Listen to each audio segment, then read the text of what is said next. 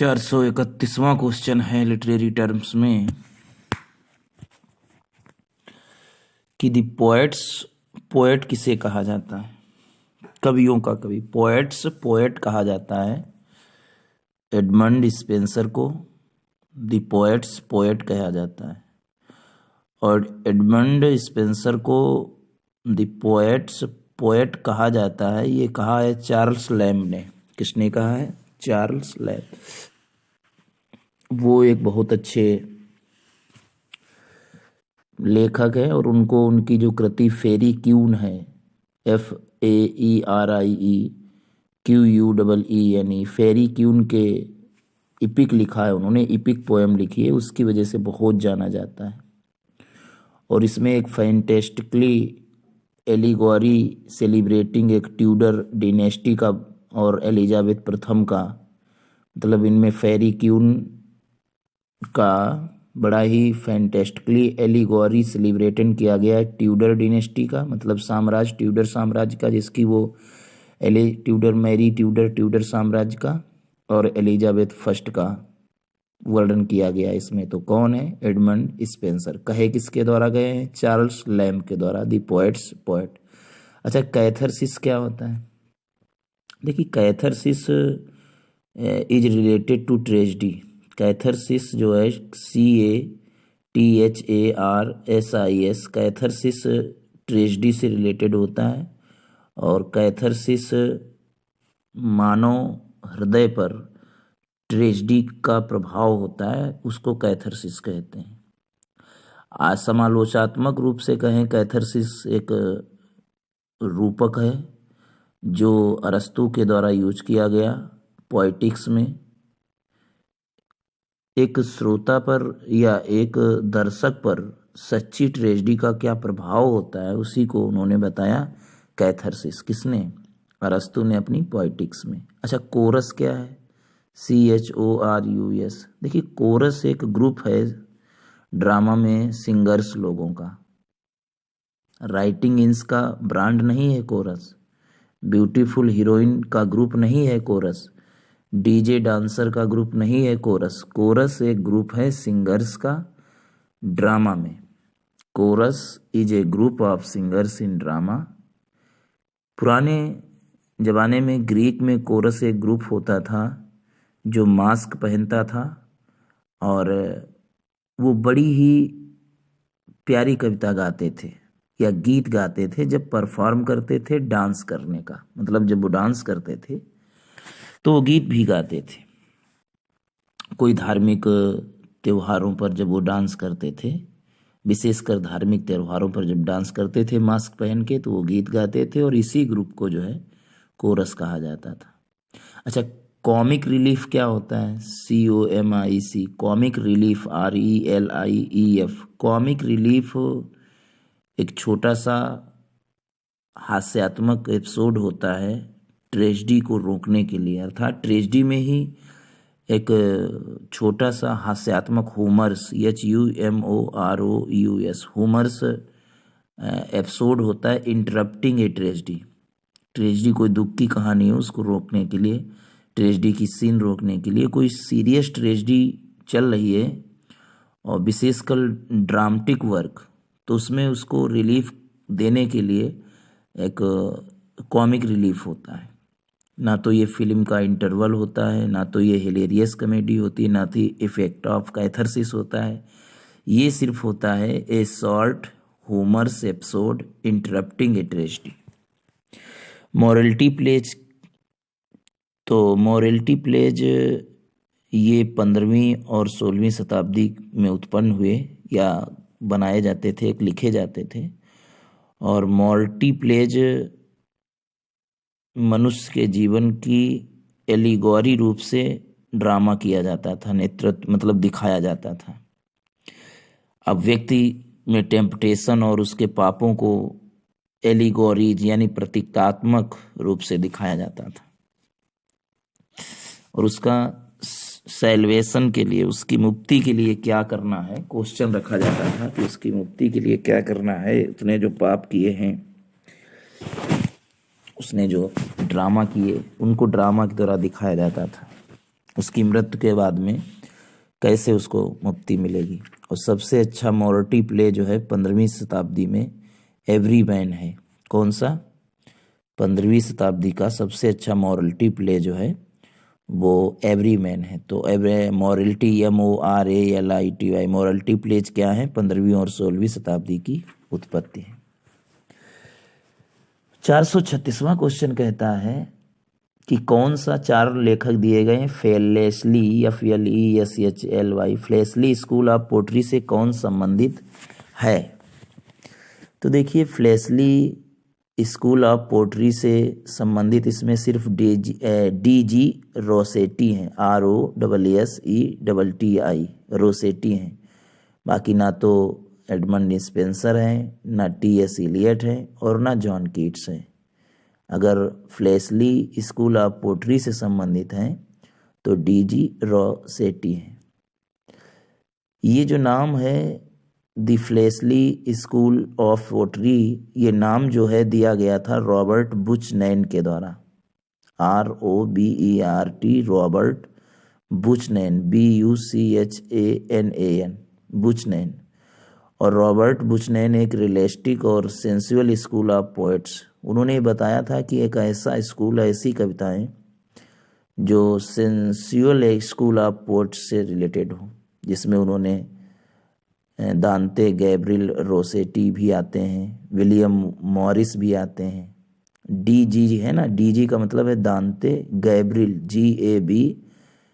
GABRIEL Gabriel, DANT Dante Gabriel Rossetti ROSSETTI। तो Dante Gabriel Rossetti हैं, William Morris हैं MORRIS, और Algernon Charles Swinburne हैं। Algernon ALGERNON Algernon Charles CHARLES Charles Swinburne SWINBURNE Swinburne. तो ये जो है इससे रिलेटेड है। अच्छा, EM फॉरेस्टर किससे बिलोंग करते हैं? तो EM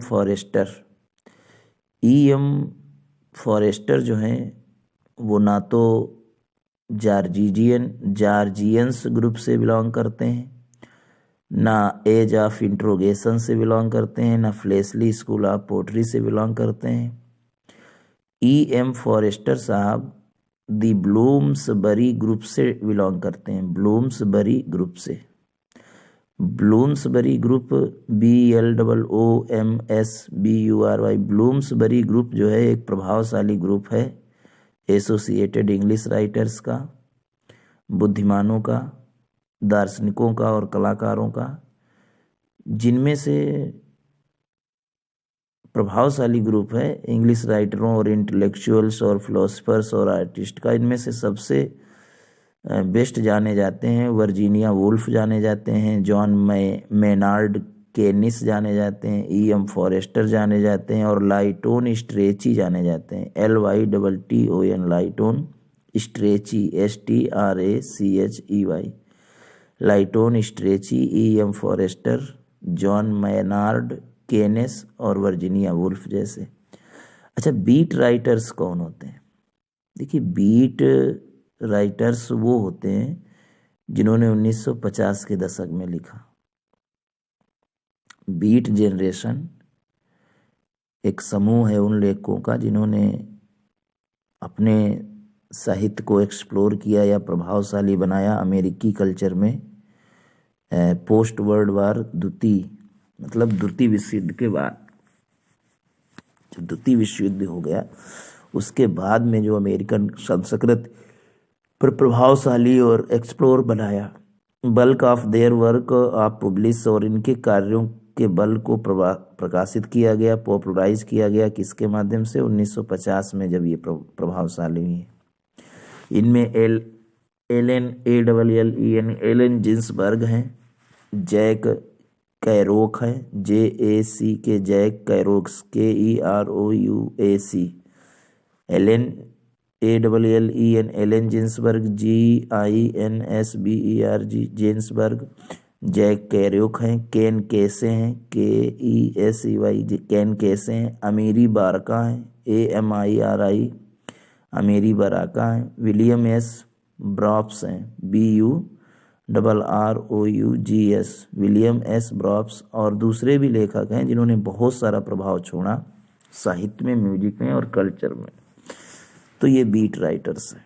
1950 के दशक में द्वितीय विश्व युद्ध के बाद में इन्होंने अमेरिकन कल्चर पर बड़ा प्रभाव छोड़ा, और ये लेखक जो हैं 1950 के दशक में बड़े पॉपुलर हुए, पब्लिश कराए। इनमें से एलन जिन्सबर्ग हैं, जैक कीरोक है, केन केसे हैं, अमीरी बराका हैं, विलियम एस ब्रप्स हैं, BURROUGS, और दूसरे लोग हैं। अच्छा, ब्यूकोलिक क्या है? BUCOLIC। बुकोलिक जो है वो वे कवि जो पेस्टोरल पोट्री लिखते हैं उनको बुकोलिक कहा जाता है, BUCOLIC। बुकोलिक वो कवि जो पेस्टोरल PASTORAL पेस्टोरल पोट्री लिखते हैं, वो कवि नहीं जो दारू की प्रशंसा में लिखते हैं, वो भी कवि नहीं जो पोप की नकल करते हैं, और वो भी कवि नहीं जो वर्ड्सवर्थ की नकल करते हैं। वे कवि बुकोलिक कहलाते हैं जो पेस्टोरल पोट्री लिखते हैं। पैरेबल का है, PARABLE, पैरेबल। पैरेबल एक छोटी सी कहानी है जो कुछ नैतिक इलिस्ट्रेटिंग करती है, यानी ज्ञान देती है। पैरेबल पैराग्राफ में पोएम नहीं है, एपिक में कोई बुक नहीं है, कोई पैरालाइसिस का इलाज नहीं है। पैरेबल जो है ये एक एलिगोरिकल स्टोरी छोटी सी होती है जो नैतिक इलिस्ट्रूमेंट करती है। Parable is a short allegorical story design to illustrate और teach some truth, religious principle और moral lesson. Parable. An Alexandrine is a verse line, ALEXANDRINE। Alexandrine एक कविता है। इसमें कितनी लाइन होती हैं? तो इसमें लाइनें होती हैं, आइम्बिक हेक्सामीटर होता है, और Alexandrine a line of verse that has 6 iambic feet. इसमें 6 आइम्बिक फीट होते हैं और 12 सिलेबल होते हैं आइम्बिक लाइन्स में। आइम्बिक फीट होते हैं और 12 सिलेबल होते हैं आइम्बिक लाइन्स में। 6 आइम्बिक फीट और 12 सिलेबल आइम्बिक लाइन्स में। अच्छा, पैंडोरास बॉक्स का क्या मतलब होता है? PANDORA। पैंडोराज बॉक्स का मतलब क्या होता है? देखिए, पैंडोरा बॉक्स एक प्रोसेस है जो एक बार शुरू होती है मैनी कॉम्प्लिकेटेड प्रॉब्लम को क्रिएट कर देती है। पैंडोरा मीन्स, पैंडोरा बॉक्स का मतलब होता है एक ऐसी प्रोसेस जो एक बार शुरू हो जाए और कई जटिल समस्याओं को क्रिएट कर दे, उत्पन्न कर दे। Pandora box is a process that once began creates many complicated problems or source of extensive but unforeseen troubles or problems। मतलब ऐसी समस्याएं उत्पन्न कर दे जो कभी भविष्य में हुई ना हो, कॉम्प्लिकेटेड समस्याएं, तो उसे बोलते हैं पैंडोरा बॉक्स। ना ये कोई संगीतज्ञ यंत्र है पैंडोरा बॉक्स, ना कोई किसी व्यक्ति की प्रशंसा में लिखा गया टेक्स्ट है, और ना ही ये किसी व्यक्ति को इमरजेंसी में दी गई मदद का बटन है। ये एक ऐसी प्रोसेस है जो एक बार शुरू हो जाए तो कई कंप्लीटेड प्रॉब्लम्स क्रिएट कर देती है। Pandora, PANDORA, Pandora box. अच्छा, स्वरों के आवाज़ों की लय बिना किसी राइमिंग कंसोनेंट के क्या कहलाती है? अगर कोई सुर है और बार बार उनकी आवृत्ति हो रही है, आ रहे हैं कंसोनेंट के लय के बिना, तो उनको ना तो रिदम कहा जाता है, ना कंसोनेंस कहा जाता है, ना एलिटिरेशन अनुप्रास अलंकार भी नहीं कहा जाता। उनको कहा जाता है एसोनेंस, ASSONANCE, एसोनेंस। अच्छा, सोनेट को इंग्लिश पोट्री में किसने परिचय दिलाया? सभी जानते हैं, थॉमस याट, जिन्होंने सोनेट को इंग्लिश पोट्री में 16वीं शताब्दी में परिचय दिलाया। और वो सूरे थे जिन्होंने राइमिक मीटर अपना बनाया, स्ट्रक्चरल डिवीजन करके, quatrain of a kind and new characterize the typical English sonnet. और सूरे जो थे उन्होंने इंग्लिश का 3 क्वार्टेन बनाए और लास्ट में एक कॉपलेट रखा और उसका निर्माण करके उन्होंने इंग्लिश सोनेट बनाया। वो थे सूरे, और सोनेट का इंग्लिश पोट्री में परिचय कराने वाले थे थॉमस याट। अच्छा, एसाइड क्या होता है? ASIDE।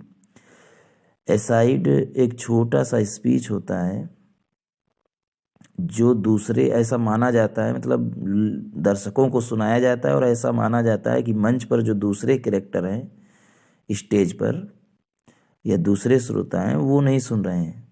एक short speech not suppose to be heard by, मतलब ऐसा माना जाता है कि दूसरे कैरेक्टर जो स्टेज पर हैं या श्रोता वो सुन नहीं रहे हैं। ऐसा एक एसाइड होता है।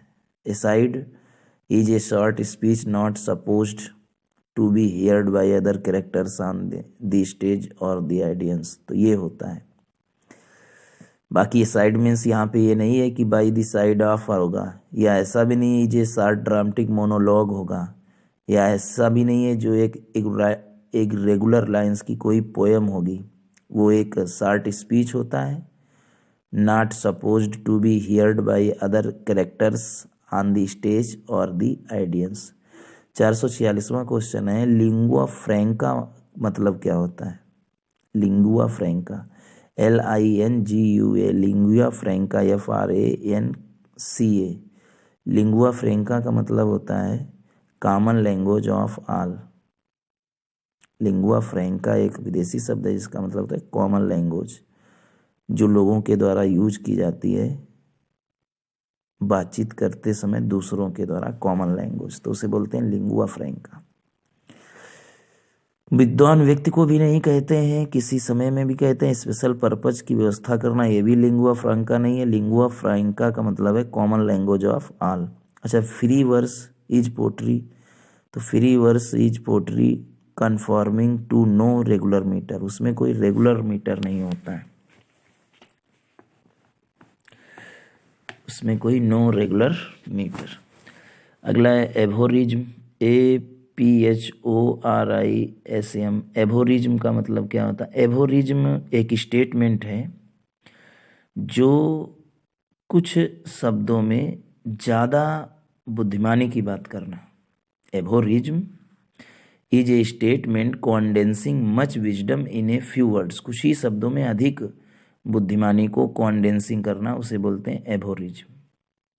ये कोई चिंता का एक्सप्रेशन नहीं है, ये कोई जहर की क्वालिटी नहीं है, ना ही ये योग्यता है जमीन और जल में रहने की। एभोरिज्म एक ऐसा होता है जो एक स्टेटमेंट है condensing much wisdom in a few words. अच्छा, एन एपिक क्या है? एक एलेजियक है, ना तो ऑटोबायोग्राफिकल है, ना कॉमिक है, ना ऑब्जेक्टिव है। एपिक अगर देखा जाए तो एलिजियक है, ELEGIAC, एलिजियक है, क्योंकि because of same hexameter line, इसमें जो है सेम हेक्सामीटर लाइन का एक एलिजियक है। ये लंबी पोएम होती है जो प्राचीन मौखिक पारंपरिक रूप से सुनते हुए आते हैं। इसका वर्णन किया जाता है उनके कार्यों से, नायक के कार्यों का, और राष्ट्र की इतिहास में कोई घटना हो उसका वर्णन किया जाता है, या कोई लीजेंडरी फिगर हो या कोई नायक हो उसके कार्यों का वर्णन किया जाता है। लॉन्ग पोएम होती है और typically divide from ancient oral tradition. ज़्यादातर ये मौखिक परंपराओं पर आधारित होते हैं। एलेजियक होते हैं, फिलहाल इसमें सही है D। ये ऑटोबायोग्राफिकल नहीं होते हैं, ऑब्जेक्टिव नहीं होते हैं, कॉमिक नहीं होते हैं, ये होते हैं एलेजियक। एलिजियक ELEGIAC, एलिजियक। अगला 450वां, एक ऐसी कविता जो कैप्चर करती है, पकड़ती है मोमेंट को सिंपल इमेज में, मतलब एक ऐसी कविता जो पल की महत्ता को सिंपल इमेज में पकड़ती है। A poem that captures the essence of a moment in a simple image, तो इसको बोलते हैं हाइकू।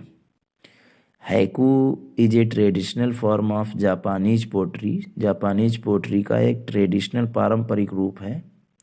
हाइकू पोएम्स में 3 लाइनें होती हैं। पहली लाइन और लास्ट लाइन में 5-5 सिलेबल्स और बीच की लाइन में 7 सिलेबल्स होते हैं, और ये लाइनें इसी तरीके से राइम होती हैं। रेयरली राइम, बहुत ही कम राइम लय मिलती हैं, बाकी होती हैं सिलेबल्स इसमें पहली और अंतिम में 5-5 और मिडिल की 7। और ये ऐसी पोएम होती है जो कैप्चर्स करती है agency of a moment in a simple image. Simple image में ये मोमेंट को कवर करती हैं। ये हाइकू होती है, न बैलेड होती है, न लिरिक, न ओड, हाइकू। 451वां क्वेश्चन है, किसको पहली बार रोमांटिक शब्द यूज करने का क्रेडिट है? तो जो फ्रेडरिक स्केलिगल थे, FRIEDRICH, फ्रेडरिच स्केलगल, SCHLEGEL स्केलगल थे। और फ्रेडरिच स्केलेगल जो 1772 में जन्मे और 1829 में ख़त्म हुए, तो वो फ्रेडरिच स्केलेगल साहब जो थे वो जर्मन एक पोएट थे, साहित्य का समालोचक भी थे फ्रेडरिच स्केलेगल साहब, और दार्शनिक भी थे। वो रोमांटिक मोमेंट से बहुत ही जलते थे, जीलेस प्रोमोटर, बहुत ही मतलब प्रमोट करने वाले बड़े उत्साही लोग थे, मतलब जलते नहीं थे, रोमांटिक मोमेंट से बड़ा वो खुश थे। जीलस, ZEALOUS, बड़े जुनूनी प्रोमोटर थे। उन्होंने इसको बहुत प्रमोट किया रोमांटिक मोमेंट को, तो उन्होंने ही इस टर्म का यूज किया रोमांटिक का। अच्छा, हीरोइक कपलेट किसका जोड़ा होता है? तो हीरोइक कपलेट एक राइमिंग होती है, लय होती है आइम्बिक पेंटामीटर लाइंस की। अनराइमिंग आइम्बिक पेंटामीटर लाइंस की नहीं, राइमिंग आइम्बिक हेक्सामीटर की नहीं, अनराइमिंग आइम्बिक हेक्सामीटर की नहीं। हीरोइक कपलेट जो होती है राइमिंग आइम्बिक पेंटामीटर की लाइन होती है। A heroic couplet is a traditional form for English poetry commonly used in epic and narrative poetry and consisting of a rhyming pair of lines in iambic pentameter. Geoffrey Chaucer introduced it in 14th century. GEOFFREY, Geoffrey Chaucer introduced it in 14th century, and John Dryden and Alexander Pope perfected it in the late 17th and early 18th century.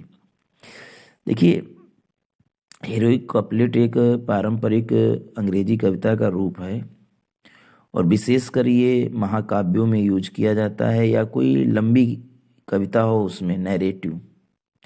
इसमें एक जोड़ा line का होता है जो iambic pentameter में होता है। जोफ्री चासर ने इसका परिचय दिया था 14वीं शताब्दी में। जॉन ड्राइडन और अलेक्जेंडर पोप ने इसको परफेक्ट किया 17वीं शताब्दी में, और 18वीं शताब्दी में परिचय दिया। 14वीं शताब्दी में जोफ्री चासर ने परफेक्ट किया इसको, 17वीं शताब्दी में जॉन ड्राइडन ने, और अलेक्जेंडर पोप ने 18वीं शताब्दी में। अच्छा बताइएगा, 453वां क्वेश्चन है, gestalt theory of literature considered text as. Gestalt theory जो साहित्य की है उसको कैसे देखते हो? GESTALT। गेस्टाल्ट थ्योरी एक यूनिफाइड होल होता है। Gestalt theory of literature considered text as मतलब पूरे टेक्स्ट का, वर्णित टेक्स्ट का यूनिफाइड होल होता है, संपूर्ण यूनिफाइड होता है। ना स्ट्रक्चर ऑफ मेटाफर्स होता है, ना कॉन्स्ट्रक्शन ऑफ हिस्ट्री होता है, ना एक्सपेरिमेंटेशन इन फॉर्म होता है। ये गेस्टाल्ट जो होता है ए यूनिफाइड होल होता है। गेस्टाल्ट थ्योरी जोर देती है संगठन और अर्थ देने पर, जो एक सेंसरी डाटा होता है, प्रोसेस ऑफ परसेप्शन का, और एक क्यूटेड समरी होती है गेस्टाल्ट थ्योरी की। गेस्टाल्ट होल और पैटर, गेस्टाल्ट मतलब होल या pattern, is the phrase the whole is more than the sum of the parts. मतलब पार्ट्स को जोड़ने से है कि होल अधिक होता है, संपूर्ण अधिक होता है। पार्टों को क्यों जोड़ा जाए, संपूर्णी भाग जब मिल रहा है। तो gestalt theory emphasized the organization and meaning imposed in sensory data during the process of perception। जब हम परसेप्शन की प्रोसेस के दौरान जो है सेंसरी डाटा पर मीनिंग या संगठन को इम्पोज करते हैं। अच्छा, कौन है जो यूनिवर्सिटी विट नहीं था? तो रॉबर्ट ग्रीन थे, किड साहब थे, मार्लोवे थे, वेबस्टर साहब नहीं थे यूनिवर्सिटी विट। ये यूनिवर्सिटी विट्स जो फ्रेज है एक ऐसे ग्रुप का नाम है जो उत्तरार्ध यानी लेट 16वीं शताब्दी में अंग्रेजी नाटककारों का समूह है जिन्होंने विश्वविद्यालयों से शिक्षा पाई, ऑक्सफोर्ड और कैम्ब्रिज विश्वविद्यालयों से शिक्षा पाई थी, और वो सेकुलर राइटर्स की तरह बहुत पॉपुलर हुई। और इस ग्रुप में मुख्य जो सदस्य थे वो क्रिस्टोफर मार्लोवे थे, रॉबर्ट ग्रीन थे, थॉमस नैश थे। ये 3 लोग कैम्ब्रिज विश्वविद्यालय के थे, Christopher Marlowe, Robert Greene, Thomas Nashe, ये कैम्ब्रिज विश्वविद्यालय के। जॉर्ज पीले, लिली और लॉज ये ऑक्सफोर्ड, मतलब पीले, लाल और लॉज ये ऑक्सफोर्ड विश्वविद्यालय से। जॉर्ज पीले, Thomas lily and Thomas Lodge. Kid एक ऐसा व्यक्ति था इस ग्रुप में जो वो किसी भी विश्वविद्यालय से नहीं थे, और वेबस्टर तो इससे बिलोंग रखते ही नहीं थे, तो इसमें सब सही है। रॉबर्ट ग्रीन, मार्लोवे, किड, वेबस्टर गलत है। और आज की कविता का 455वां क्वेश्चन है। 455वां कह रहा है हीरोइक क्वार्टेन क्या होता है? कह रहा है हीरोइक क्वार्टेन क्या होता है? देखिए, हीरोइक क्वार्टेन जो होता है वो एक 4 लाइनों का स्टेंजा होता है आइम्बिक पेंटामीटर में। हीरोइक क्वार्टेन जिसमें 4 लाइनें होती हैं आइम्बिक पेंटामीटर में, और बदलती रहती है लय। पहले और तीसरी लाइन जो है, सेकंड और फोर्थ लाइन राइमिंग सिमिलरली। पहली और तीसरी लाइन की लय एक समान होती है, और दूसरी और चौथी लाइन की लय एक समान होती है। प्रत्येक लाइन में 10 सिलेबल्स होते हैं, और प्रत्येक बदलती हुई alternate syllable is stress storing with second rhyming scheme is AB। 10 syllables होते हैं और प्रत्येक बदलता हुआ सिलेबल जो है स्ट्रेस से स्टार्ट होता है और सेकेंड अनस्ट्रेस होता है। राइमिंग स्कीम इस तरीके से है AB। तो ये तो हुआ हीरोइक क्वार्टेन। 456वां देखते हैं। बिल्डिंग ग्रोमनैन, BILDUNGSROMAN,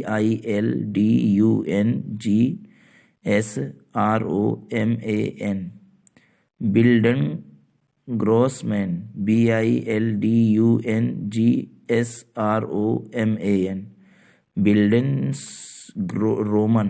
ये ट्रांसलेटेड लिटरेरी मीन्स, ट्रांसलेटेड अगर साहित्य में इसका क्या होता है, तो इसका मतलब होता है डेवलपमेंट नॉवेल। मतलब लिटरेरी क्रिटिसिज्म में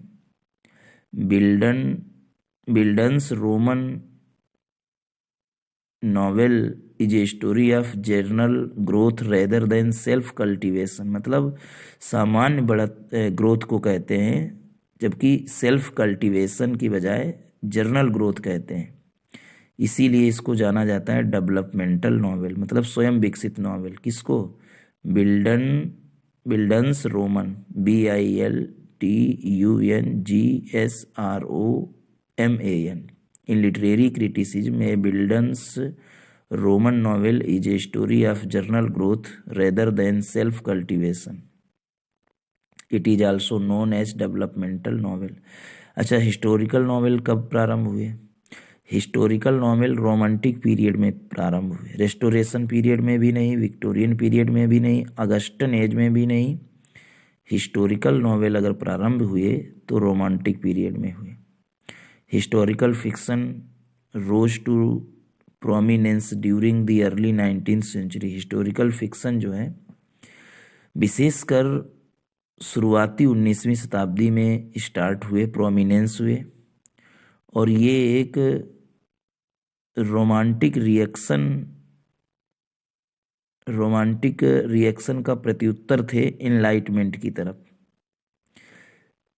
जेन पोर्टर साहब का 1809 में एक नॉवेल आया, JANE Porter, PORTER, Jane Porter साहब का 1809 में एक उपन्यास आया, Thaddeus of Warsaw, THADDEUS, Thaddeus of Warsaw, WARSAW, Thaddeus of Warsaw. ये बहुत ही सबसे पहला यही नॉवेल आया हिस्टोरिकल प्ले का, अर्लीस्ट एग्जाम्पल्स है। पहले सच्चा एग्जाम्पल नॉवेल जो है इंग्लिश में तथ्य के रूप में देखा जाए तो कैसल रैकेंट आया। मतलब first true historical novel in English was in fact Maria Edgeworth का, MARIAEDGEWORTH, मरिया एजवर्थ का जो था कैसल रैकेंट, RACKRENT, ये 1800 में आया।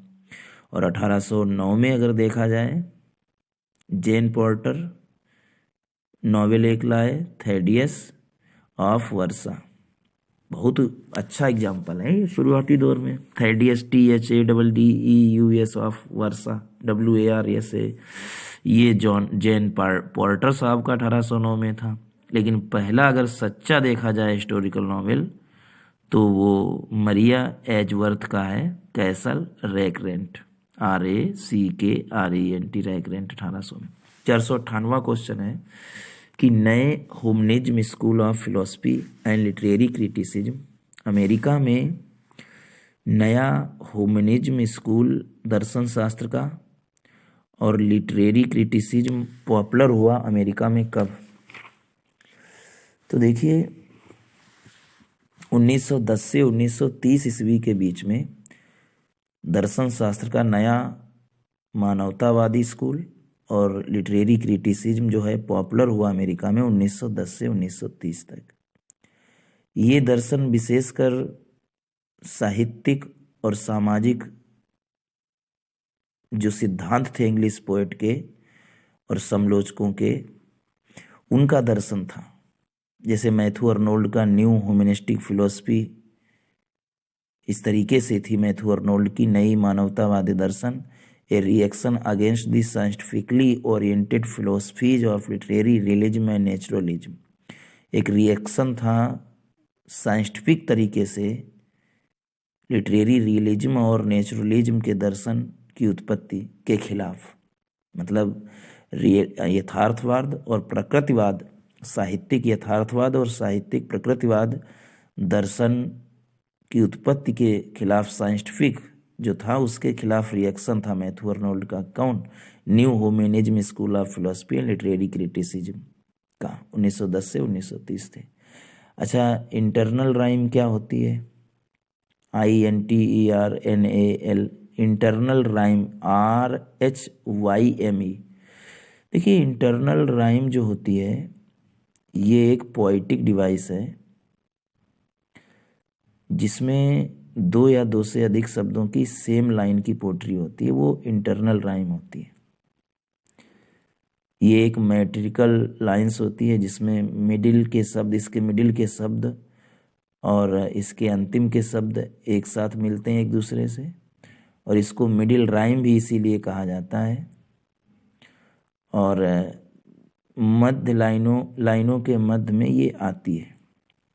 मतलब राइमिंग, टू या दो से अधिक शब्दों की लय मिलना, same line of poetry. Same line में मतलब एक ही लाइन हो, same line of poetry, poetry की उसी लाइन में दूसरे और शब्दों की लय मिलना, इसी को बोलते हैं इंटरनल राइम। वैसे तो राइम है गलत, मतलब एक ही लाइन में शब्दों की लय मिले तो इंटरनल राइम कहते हैं उसको। और आज का अंतिम क्वेश्चन है फैंसी डील्स क्या होता है? FANCY, फैंसी का मतलब क्या है? फैंसी का मतलब है FANCY, फैंसी का मतलब है imagination and reason while writing, लिखते समय कल्पना और तर्क के साथ में व्यवस्था करना, ये फैंसी कहलाता है। तो इसमें ऑप्शन है इमेजिनेशन एंड रीजन। ना तो फिक्सटीज एंड डिफिनिटीज होगा, ना जजमेंट एंड मेमोरी होगा, ना स्ट्रक्चर एंड सुपर स्ट्रक्चर होगा।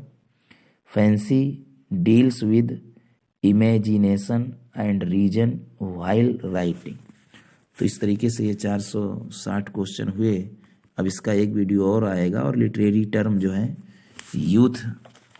यूथ कंपटीशन टाइम से ख़त्म हो जाएगा। Thanks for watching and hearing my videos.